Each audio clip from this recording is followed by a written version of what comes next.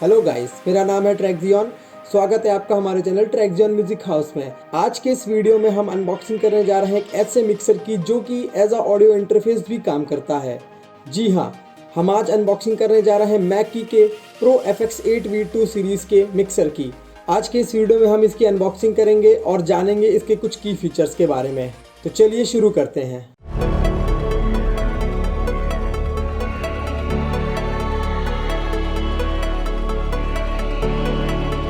तो गाइस, इसमें सबसे पहले आपको मिलती है यूज़र मैनुअल और इसमें आपका ट्रैक्शन डॉ का की भी मिलेगी साथ में, प्लस यूज़र मैनुअल में और डिटेल्स लिखी रहती हैं। इसे किनारे करते हैं तो इसके साथ आपको साथ में मिलती है एक USB केबल जो कि स्टैंडर्ड साइज़ USB केबल है। इसके साथ में आपको ये पावर केबल मिलती है जो कि 240 वोल्ट की पावर केबल सप्लाई वाली है। साथ में हमारे साथ हमको मिलता है ये प्रोडक्ट।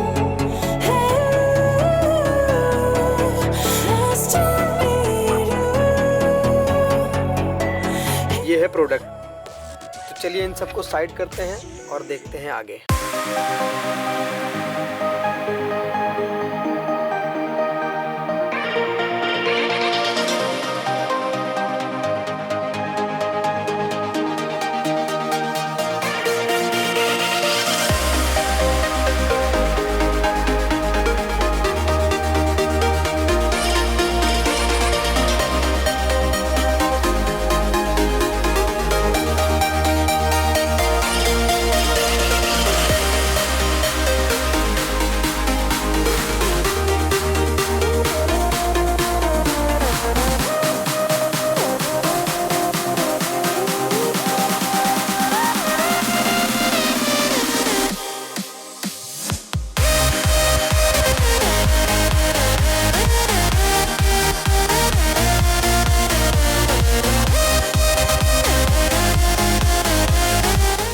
तो गाइस, आपके सामने है ये मैकी प्रो FX8 V2।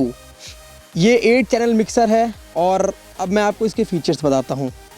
तो 8 चैनल का मतलब है कि ये 1 2 3 4 5 6 7 8 चैनल का मिक्सर है। अब सबसे पहले ये है फर्स्ट चैनल इसका, जैसा कि आप देख रहे हैं ये पूरी रो फर्स्ट चैनल है, ये सेकंड चैनल है, थर्ड चैनल है। सो फर्स्ट चैनल में क्या क्या दिया गया है अब मैं आपको इसके फीचर्स के बारे में पूरा बताता हूँ। सबसे पहले इसमें एक XLR इनपुट दिया गया है माइक के लिए, जिसमें वीटा माइक प्रीएम्प दिया गया है। यानी कि खासियत ये है कि ये बहुत लो नॉइज़ प्रोफाइल के प्रीएम्प होते हैं, यानी इसमें जो इनकी सेल्फ नॉइज़ होती है वो बहुत कम होती है। दूसरी चीज़, इनकी गेन वैल्यू बहुत ज़्यादा है, बहुत अच्छे है गेन वैल्यू। सेकंड, उसके नीचे आते हैं, इसमें लिखा है लाइन हाई हर्ट्स। तो ये एक ऐसा बटन है जो आपके इंस्ट्रूमेंट रिकॉर्ड करने के टाइम पे काम आता है। यानी कि जब इंस्ट्रूमेंट रिकॉर्ड करने जा रहे हो आप इसको प्रेस करेंगे तो इसकी इंटरनल सेटिंग उस पर्टिकुलर इंस्ट्रूमेंट के हिसाब से सेट हो जाएंगी। यानी कि आपको ज़्यादा कुछ करने की ज़रूरत नहीं है। आपने अपना गिटार या इलेक्ट्रिक गिटार या एकूस्टिक गिटार इनपुट किया और ये बटन प्रेस किया, बस आप रिकॉर्ड कर सकते हो। ये सेटिंग्स डिफ़ॉल्ट कर देगा ऑटोमेटिक उसके हिसाब से।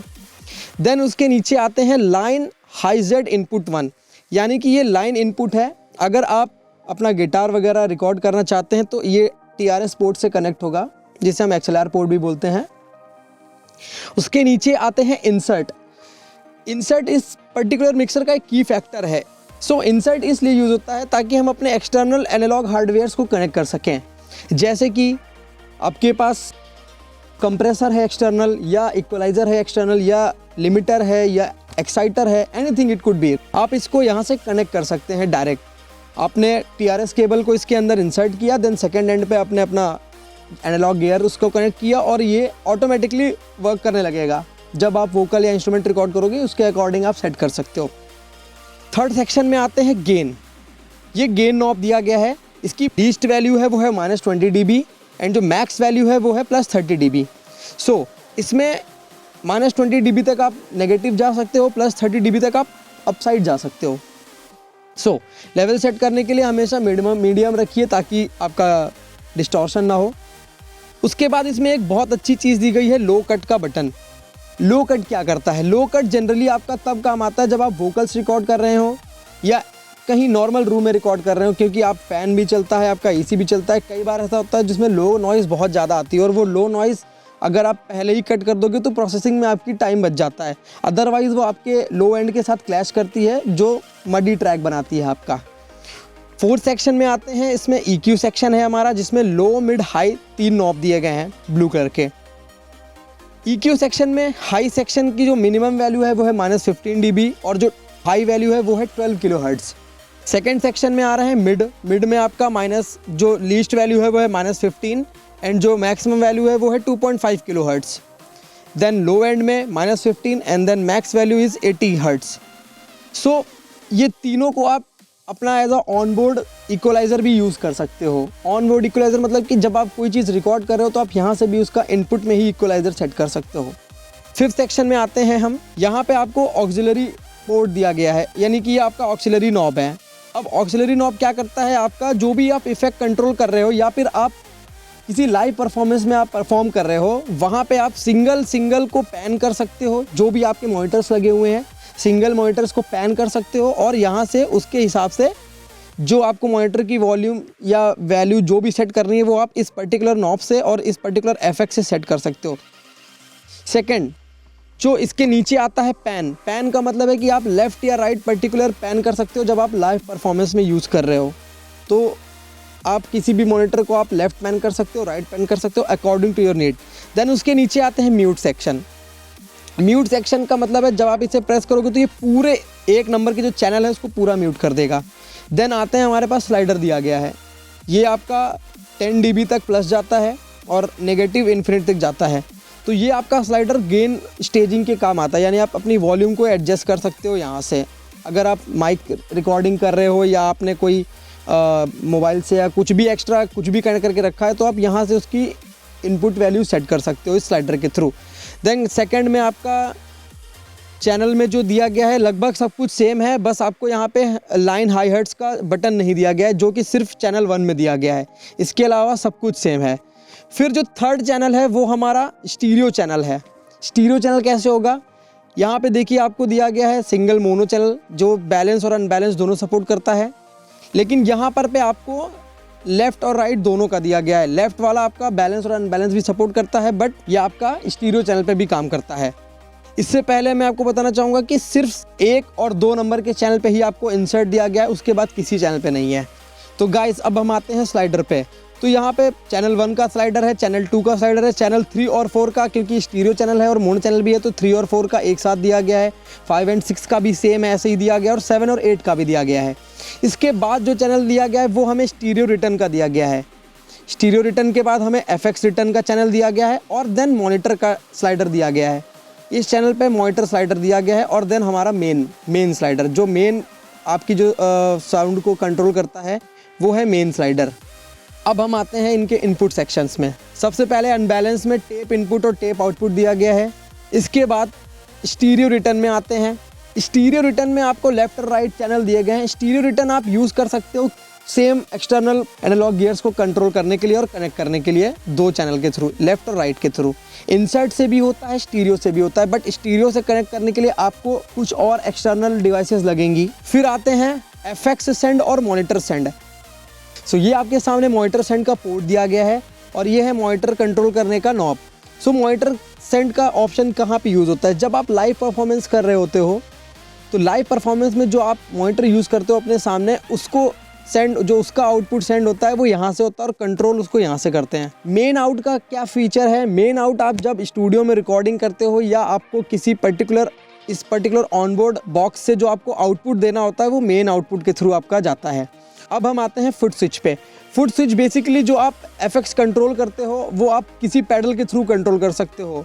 आप पैडल प्रेस करोगे, FX आपके रुक जाएंगे, बाईपास कर देगा, वो छोड़ोगे वो वापस प्ले होने लगेंगे। सेकंड आप में फोन्स का मतलब है कि आप अपने हेडफोन्स को कनेक्ट कर सकते हो इस पर्टिकुलर पोर्ट के थ्रू।